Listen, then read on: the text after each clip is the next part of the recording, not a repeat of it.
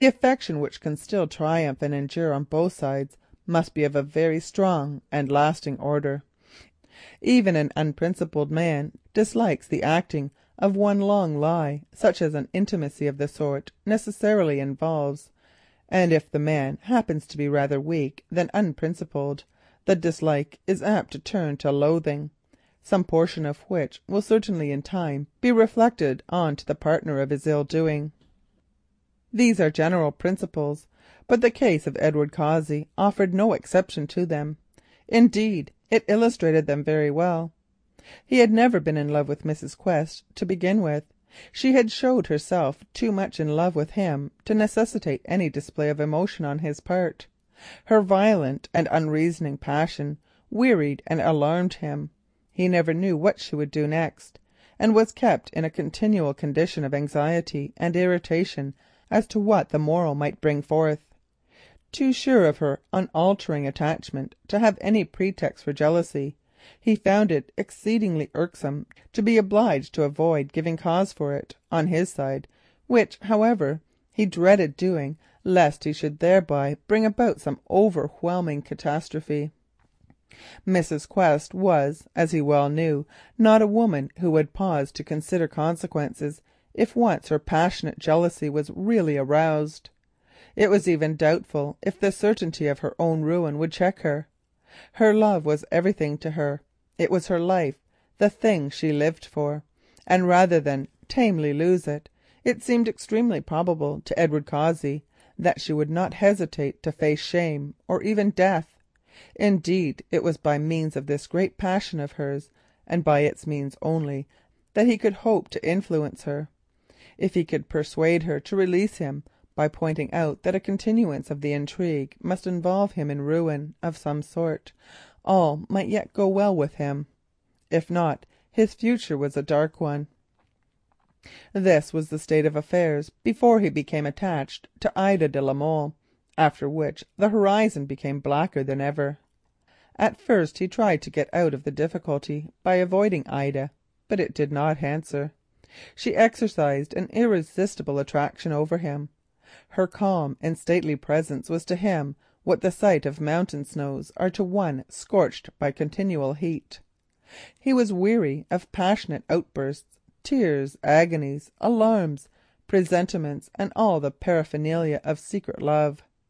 It appeared to him, looking up at the beautiful snow, that if once he could reach it, life would be all sweetness and light, that there would be no more thirst, no more fear, and no more forced marches through those ill-odoured quagmires of deceit. The more he allowed his imagination to dwell upon the picture, the fiercer grew his longing to possess it. Also, he knew well enough that to marry a woman like Ida de la Molle would be the greatest blessing that could happen to him, for she would of necessity lift him up above himself. She had no money, it was true, but that was a very minor matter to him. But she had birth and breeding and beauty, and that presence which commands homage. And so it came to pass that he fell deeply and yet more deeply in love with Ida, and that as he did so his connection with Mrs. Quest, although we have seen him but yesterday offering, in a passing fit of tenderness and remorse, to run away with her, become more and more irksome to him. And now, as he drove leisurely back to Boisingham, he felt that he had imperilled all his hopes by a rash indulgence in his trading instincts. Presently the road he was following took a turn, and revealed a sight that did not tend to improve his already irritable mood. Just here the roadway was bordered by a deep bank covered with trees, which sloped down to the valley of the Elle, at this time of the year looking its loveliest in the soft autumn lights. And here, seated on a slope of turf beneath the shadow of a yellowing chestnut tree, in such a position as to get a view of the green valley and flashing river, where cattle, red and white, stood chewing the still luxuriant aftermath, was none other than Ida herself, and what was more, Ida accompanied by Colonel Quaritch. They were seated on camp stools, and in front of each of them was an easel.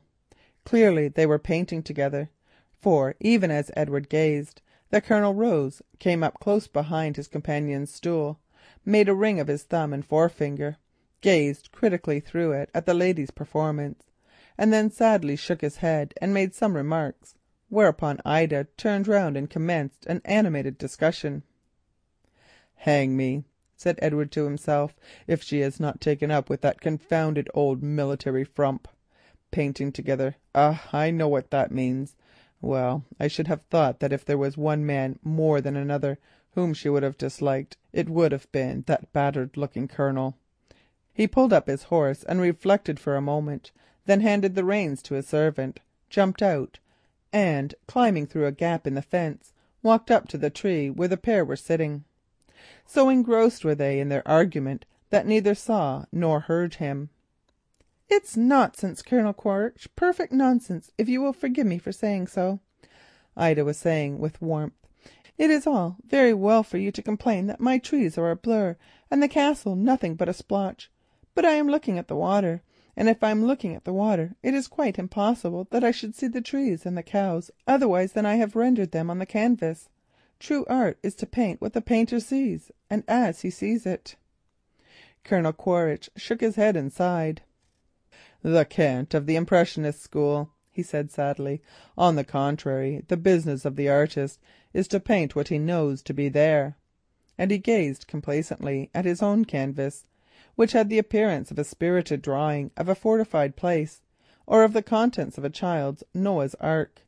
So stiff, so solid, so formidable were its outlines, trees and animals. Ida shrugged her shoulders, laughed merrily, and turned round to find herself face to face with Edward Cossey. She started back and her face hardened. Then she stretched out her hand and said, "How do you do?" in her very coldest tones. "How do you do, Miss de la Molle?" he said, assuming as unconcerned an air as he could, and bowing stiffly to Harold Quaritch, who returned the bow and went back to his canvas, which was placed a few paces off.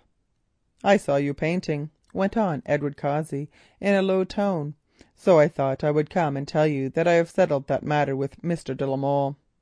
"Oh, indeed," answered Ida, hitting viciously at a wasp with her paintbrush. "Well, I hope that you will find the investment a satisfactory one. And now, if you please, do not let us talk any more about money, because I am quite tired of the subject." Then, raising her voice, she went on, "Come here, Colonel Quaritch, and Mr. Cossey shall judge between us," and she pointed to her picture.